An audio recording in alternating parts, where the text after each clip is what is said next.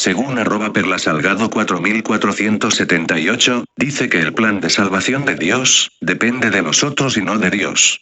Pues aquí, en este vídeo, le refuto directamente.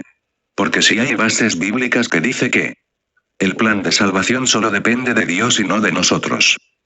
En este capítulo de Romanos 9, 15, 18 lo deja bien claro. 15 Pues a Moisés dice: tendré misericordia del que yo tenga misericordia, y me compadeceré del que yo me compadezca. 16 Así que no depende del que quiere, ni del que corre, sino de Dios que tiene misericordia.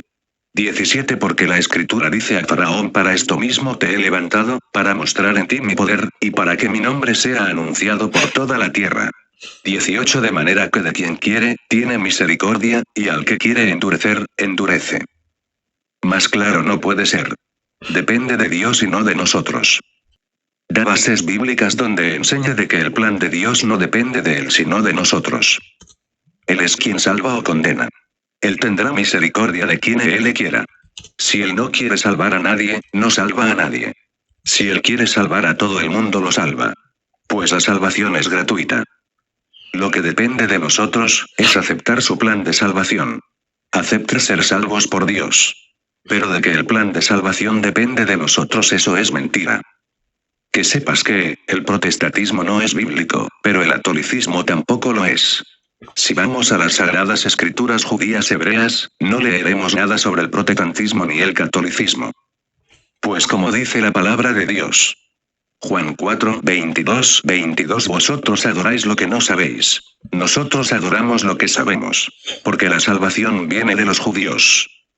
Porque Jesús dijo esto. Porque Jesús, siendo el Mesías, el Salvador, nació judío, no nació de la nación de los gentiles. Lo cual, el catolicismo y el protestantismo, aparecen de la nación de los gentiles y no de la nación judía. El caso es que, tras las traducciones del latín al griego, en el griego se inventaron lo de católica. La palabra católico proviene del adjetivo griego, que significa en conjunto, de acuerdo con el todo o en general, y es una combinación de las palabras griegas, que significa sobre, o que significa todo. El primer uso registrado de católico proviene de la carta a los esmirniotas de Ignacio de Antioquía. Y por eso, en las bíblicas griegas católicas, pone católica. Pero Jesús jamás fue, ni es, ni será católico ni protestante.